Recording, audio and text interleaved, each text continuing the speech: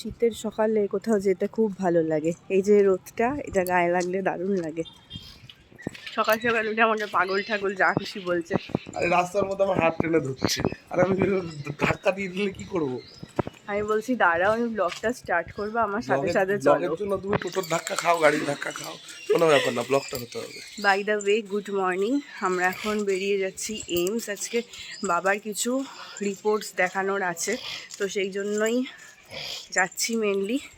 তো আমরা খাওয়া দাওয়া একবারে করেই বেরিয়েছি। সোনামা চিড়ের পোলাও করে দিয়েছিল, কখন আসবো তো জানি না, সেই জন্য। আর অনেক দিন পরে আমি এমসে যাচ্ছি, কারণ কাকু আসার পর থেকে তো কাকুই যায়, আমার আর যেতে হয় না। বাট আজকে এই যে আমরা দুজনেই যাচ্ছি, কারণ বাবাকে নিয়ে যেতে যেহেতু হবে না, সে কারণে। আমরা আবার ব্যাক ফুটে হাঁটছি, তার কারণ হচ্ছে একজন টিকিট কাটতে ভুলে গেছি। তো বক বক করেছে যে আমি যেটা আমি অবশ্যই করে বেরোই সেটা ভুলে গেছি। সেটার জন্য দেখো আমার দোষ দিচ্ছে। মানুষ কোণঠাসা করতে পারলে আর কিছুই চায় না। হ্যাঁ, সেই ট্রেন থেকে যখন নামলাম তখন অলরেডি 12টা বেজে গেছে। আসলে আজকে আমরা একটু লেট করে বেরিয়েছি যেহেতু, তাই জন্য একটু পৌঁছাতেও দেরি হবে। যাই হোক, টাইম আছে হাতে, অসুবিধা কিছু নেই। আর ফর্চুনেটলি আজকে অটোতে বেশিক্ষণ প্যাসেঞ্জারের জন্য অপেক্ষা করতে হয়নি, আমাদের দুজনকে নিয়েই অটো ছেড়ে দিয়েছিল। এখন দেখি আর কতটা সময় লাগে। আসলে কি বলতো, রিপোর্ট দেখানোর হলেও পেশেন্ট দেখানোতে যতটা সময় লাগে তার কাছাকাছি সময় কিন্তু লাগে রিপোর্ট দেখানোতে। কারণ এটাই হচ্ছে এমসের সিস্টেম, যেটা আমার ভীষণ ভালো লাগে। যে আগে আসবে, যার বই সবার আগে জমা পড়বে, সে কিন্তু সেইভাবেই ডক্টরের কাছে যাবে, কোনো আগে পরে হবে না। মানে ওখানকার রুলস এটাই যে সিস্টেমের ঊর্ধ্বে কিন্তু কেউ নয়। যদি পেশেন্ট আসে সেও না, আর যদি পেশেন্টের বাড়ির লোক রিপোর্ট দেখাতে আসে সেও নয়। পরপর আসবে, পরপর বই জমা পড়বে, সেইভাবেই ডক্টরের সাথে দেখা করতে পারবে। এটাই হচ্ছে এইমসের সিস্টেম। আর তার জন্যই কিন্তু এইমস খুব সুন্দরভাবে শান্তিপূর্ণভাবে চলে, এবং সেখানকার অ্যাম্বিয়েন্স খুবই শান্তিপূর্ণ, যেটা আমার ভীষণ ভালো লাগে। তো বাবার আজকে কিডনি ডিপার্টমেন্টে দেখানো, এই ডিপার্টমেন্টে একটু দেরি তো হয়। তো ঠিক আছে, চলো যাই, পরে আবার তোমাদের সাথে কথা হচ্ছে। এমসে এসে আবার বলছে আজকে বেশি ভিড় দেখছি না, আমার মনে হয় অসুবিধা হচ্ছে বেশি ভিড় দেখছে না বলে। কোনো ব্যাপার নয়, আমাদের কাজ হওয়া নিয়ে কথা, চলো। দেখি। হ্যাঁ, বেশ কিছুক্ষণ দাঁড়িয়ে থাকার পর আমাদেরকে বেরিয়ে আসতে হলো। আজকে আনফর্চুনেটলি কাজটা হলো না, কারণ এখন একটা নতুন সিস্টেম ওখানে করেছে। সেটা হচ্ছে যেই বারে যেই পেশেন্টকে দেখা হয় তার রিপোর্টও সেই বারেই দেখা হবে। যেমন ধরো বাবার ডেটগুলো পড়ে শুক্রবার করে, তো রিপোর্টও শুক্রবারেই দেখাতে যেতে হবে। যেহেতু আজকে বৃহস্পতিবার, আমরা আজকে গিয়েছি, সেই জন্য আজকে হলো না, বললো কালকে আসতে। তো কালকে আমাদের আবার আসতে হবে, আজকের সময়টা পুরোটাই নষ্ট। যাই হোক, আমরা এখন ফিরছি, এখন বাজে প্রায় 3টে। খিদেও পেয়ে গেছে ভীষণ, তবে এই যে রোদটাকে গায়ে লাগাতে লাগাতে অটো করে যাচ্ছি, বেশ ভালো লাগছে। অটো থেকে নেমেই কল্যাণী স্টেশনের সামনে দেখলাম যে পেয়ারা মাখছে, একটা বেশ বড় সাইজের, প্রায় ধরো 400 গ্রাম মতন ওজন হয়েছে, ওরকম একটা পেয়ারা সিলেক্ট করেছিলাম। তো সেটাকেই সুন্দর করে মেখে দিচ্ছে। ভাবলাম এটাই খাই, কারণ বাড়ি পৌঁছাতে পৌঁছাতে অনেকটাই লেট হবে, 4টে বেজে যাবে, তো তখন গিয়ে আর লাঞ্চ করা যাবে না।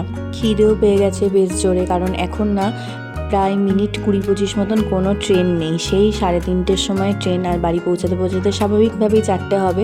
তো পেয়ারা জিনিসটা না পেটে অনেকক্ষণ থাকে, আর খুব তাড়াতাড়ি পেট ভরেও যায়। তাই আমরা দুজন মিলেই ঠিক করলাম যে একটু পেয়ারা মাখাই খাই, তাই বড় সাইজেরই একটা পেয়ারা নিয়েছি। আর এই পেয়ারা মাখার সামনে দাঁড়িয়ে আমার জিভ দিয়ে জল পড়ে পড়ে, এরকম একটা ব্যাপার। এটা সেই খাবার যেটা আমরা স্কুল ছুটির পর বেশিরভাগ দিনই কিনে কিনে খেতাম। আমি তো কলেজ লাইফেও প্রচুর খেয়েছি। তো অনেক দিন পর আবার আজকে খাচ্ছি, বেশ ভালো মেখেছে পেয়ারাটা। Good evening. তোমাদের সাথে আমার কিন্তু কথা হচ্ছে অনেকক্ষণ পর। জানোই, তোমাদের তো বললামই যে আজকে কাজ হয়নি, কালকে আবার যেতে বলেছে। তো বাড়িতে এসে একটু রেস্ট করছিলাম, ভীষণ ঘুম পাচ্ছিল। আজকাল তো আমি ঠিক মতন ঘুমাতে পারছি না, একটু কাশির সমস্যা হচ্ছে, সমানে গলা খুসখুস করেই যাচ্ছে। তো গরম জল বসিয়েছি, একটুখানি গার্গেল করব এখন। কিন্তু সমস্যা যেটা হয়েছে যে কালকে বাবার আরও টেস্ট আছে, সেটা এমসে হবে না, সেটা আমাদের পার্সোনালি করাতে হবে রানাঘাটে। তো সেই জন্য কালকে রিপোর্ট নিয়ে আমি এমসে যাব দেখাতে, আর ও আর কাকু বাবাকে নিয়ে যাবে বাবার যেখানে টেস্ট হবে সেখানে। কারণ কালকে অনলি রিপোর্ট দেখানো, যেটা আজকে ছিল সেটাই। তো একজন রিপোর্ট নিয়ে গেলেই হয়ে যাবে আশা করা যাচ্ছে।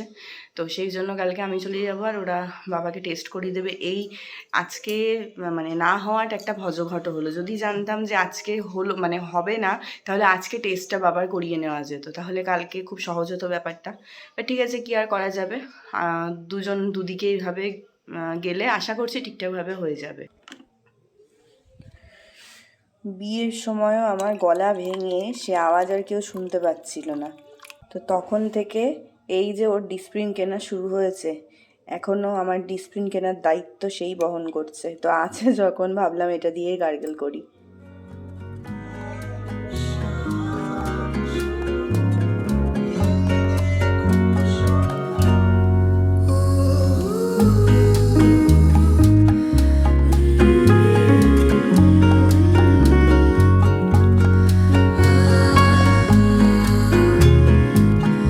শোনো, এই ডিসপ্রিনের পাতা দেখে তোমার কিছু মনে পড়ে?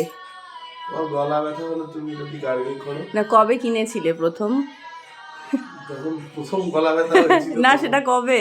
কোন বিয়ে সেটা?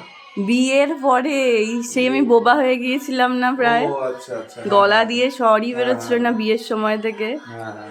এর থেকে কি প্রমাণ হলো যে ছেলেরা কিচ্ছু মনে রাখে না, সব মেয়েরা মনে রাখে? ডিসপ্লিনের পাতা, এটা আমার মনে হয় সম্ভব মনে রাখা? এত কিছুর মধ্যে তাও তো এটা বলতে পেরেছি যে যখন প্রথম হয়েছিল তখন ডেটটা সে মনে রাখবে। বাবা বাবা। আজকে বেশ কিছুদিন পর দুধ চা খাবো ভাবলাম, তো সেই জন্য একটু ঘন করেই লিকারটা জাল দিচ্ছি। মাঝখানে কয়েকদিন একদমই দুধ চা খেতে ইচ্ছা করছিল না, তখন এই পাতলা করে লিকার চা অল্প মিষ্টি দিয়ে সেটা ভালো লাগছিল, অথবা কিছুই ভালো লাগছিল না।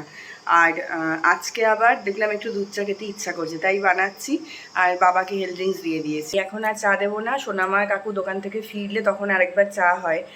আর এখন তো শীতকাল, হতেই হবে, বাইরে থেকে আসলে একটু তো চায়ের দরকার হয়ই গরম গরম, তখন একেবারে বাবাকেও দেবো।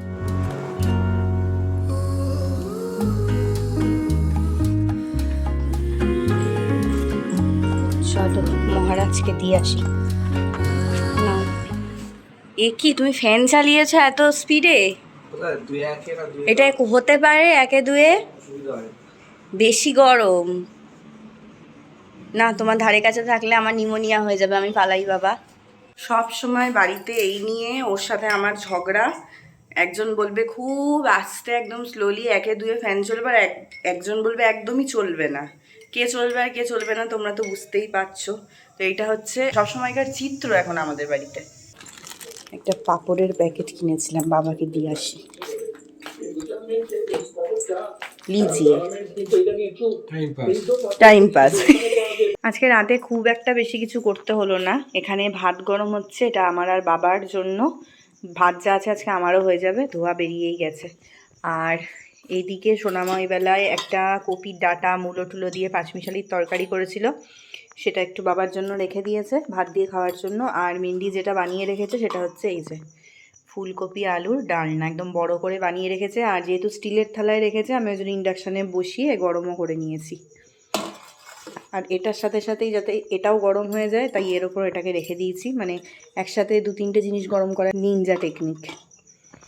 আর এখানে রুটি বানানোও হয়ে গেছে, সব কিছু আজকে আমার তাড়াতাড়ি হয়েছে। শীতের রাত অনেক বড় হলেও তাড়াতাড়ি খেয়ে শুয়ে পড়াটাই আমার মনে হয় সব থেকে বেটার, তাই সোনামাদের খেতে দিয়ে দিয়েছি, এবার আমরাও খেয়ে নেব। হয়ে গেল আমাদের সবাই ডিনার। আর এই যে আমার আরেকটা নতুন দায়িত্ব অ্যাড হলো নিজের জন্য, সেটা হচ্ছে রোজ গরম জল করা। কারণ ওই যে বললাম এই শীতকাল আসলে আমার গলা নিয়ে ভোগান্তি শুরু হলো। শুধু শীতকাল কেন বলবো, আমি তো সারা বছরই কম বেশি ভুগি, তবে শীতকালে বেশি, বোবাও হয়ে যেতে পারি আমি শীতকালে। চলো আজকের মতন ব্লগটা এখানে এন্ড করছি। শীত পড়ে গেছে, সবাই খুব সাবধানে থেকো, একটু ঢাকাঢুকি দিয়ে থেকো যাতে খুব বেশি ঠান্ডা না লাগে। আবার পরের ব্লগে দেখা হবে, সবাই ভালো থেকো সুস্থ থেকো। আজকের মতন গুড নাইট অ্যান্ড বাই।